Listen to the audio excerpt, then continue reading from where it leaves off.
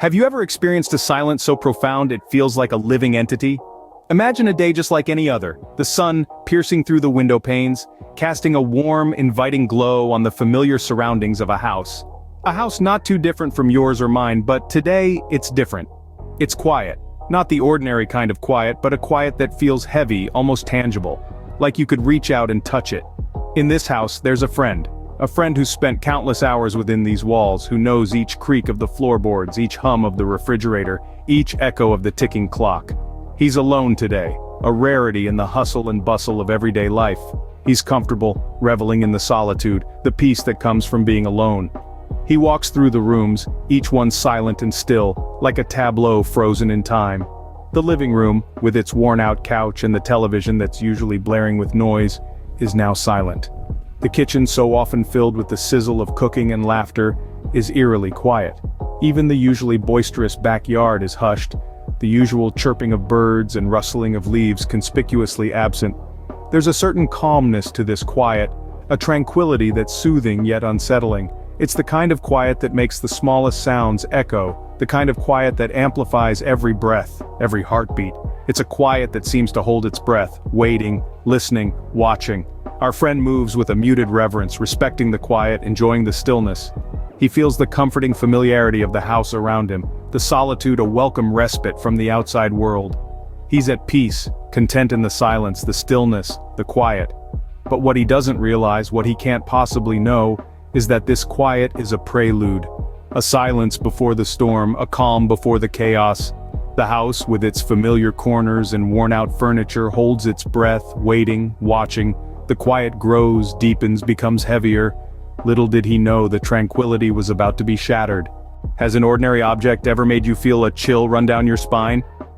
In the stillness of the house, strange occurrences begin to unfold. Picture this. You're sitting in a room, and out of the corner of your eye, you spot a figurine on a shelf slightly twitch. You blink, rub your eyes, and dismiss it as a trick of the light. But then, it happens again. This time, the figurine has shifted completely, facing a different direction. It's enough to make you question your sanity, but you brush it off, blaming it on your overactive imagination. As time wears on, the oddities continue. The house, once filled with the humdrum of everyday life, now echoes with peculiar, inexplicable sounds. The soft clinking of cutlery from the kitchen, the distant rustling of pages in the study, the faint murmur of a television from a room you know is empty. These sounds, they don't belong. They don't fit into the rhythm of the house, and yet they persist.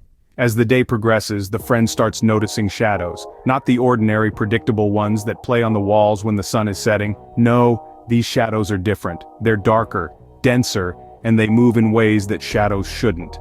They dart from one corner to another, lurk behind furniture, and sometimes they even seem to follow him around. The friend is not one to believe in ghost stories or old wives' tales, but the occurrences in this house are starting to shake his skepticism. He laughs nervously, trying to convince himself that it's all just a figment of his imagination, that he's just spooked because he's alone in a strange house.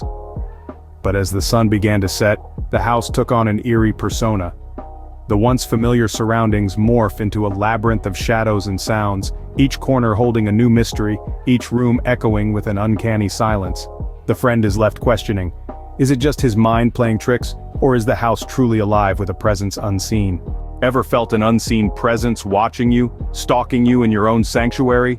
A chill runs down your spine as you feel the air around you grow colder.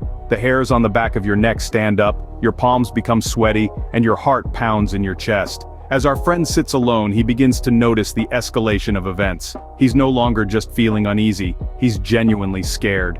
The once comforting silence of the house is now filled with an unsettling quiet. The only sound he can hear is his own heartbeat drumming in his ears. Then, suddenly the temperature drops. He can see his own breath in the cold air. He wraps his arms around himself, trying to ward off the chill.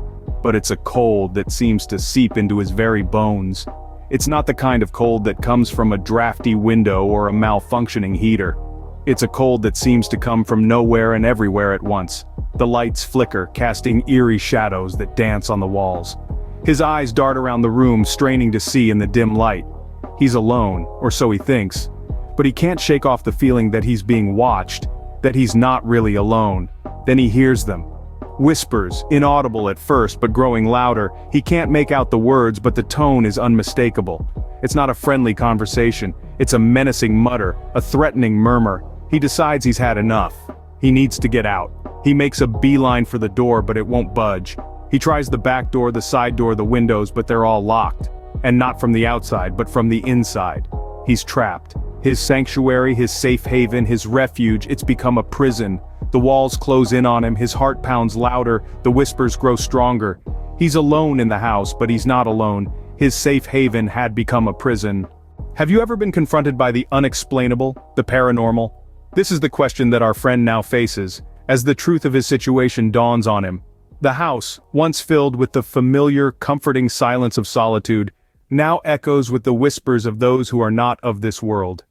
In the blink of an eye, the quiet tranquility transforms into a storm of spectral activity. The air grows cold, the lights flicker, and a chilling draft sweeps through the room. The friend is no longer alone in the house. He's sharing his space with apparitions, unseen entities that make their presence known in the most unsettling ways. Objects, once stationary, begin to move on their own, defying the laws of physics. A book flies off a shelf, a chair scrapes across the floor, a picture frame tilts on the wall. He watches frozen in fear as the inexplicable unfolds before his eyes. The silence is shattered by the sound of whispers, the soft, eerie murmurs of voices long since silenced. The friend, trapped in this terrifying spectacle, finally musters the courage to reach out for help. His trembling hands fumble with his phone as he dials the protagonist's number. His voice breaks as he recounts the paranormal phenomena unfolding around him. The protagonist on the other end of the line listens in disbelief. The friend's words come out in a rush, a frantic plea for help intermingled with the fear that grips him. He describes the apparitions, the flying objects, the whispering voices. His voice echoes with the terror of the unknown, the fear of the unseen. As the call ends, the friend is left alone once more, surrounded by the paranormal activity that continues to escalate. The house, once a haven of solitude, is now a hotbed of supernatural activity. He realizes, with a shiver of dread, that he's not alone. The house wasn't just alive with silence, it was alive with spirits. Ever wondered how it feels to survive a night of terror? Imagine the sun breaking through the dreariness of the morning, its rays piercing the darkness that had held the house in its icy grip. That's what it felt like when the protagonist returned, his presence a beacon of hope in the frightening aftermath. The protagonist had been away, oblivious to the chilling drama unfolding within the walls of his own home. But now, he was back, and the relief was palpable. The house was eerily silent, a stark contrast to the cacophony of fear that had echoed through the night. The friend, once alone in this house of horrors, was shaken but safe. His eyes told a tale of a night spent in terror, of strange noises and chilling apparitions that defied explanation. Together they navigated the house, the protagonist leading the way, his friend clinging to him like a lifeline. Every creak of the floorboards, every whisper of the wind sent shivers down their spines, but they pressed on. The house was no longer a sanctuary, but a maze of fear they had to escape from. The protagonist, once the master of his house, was now a stranger in his own home.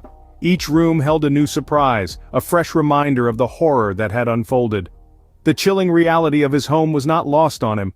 The place he had once found comfort and peace in was now a monument of horror. The aftermath was stark, a chilling reminder of a night they would rather forget.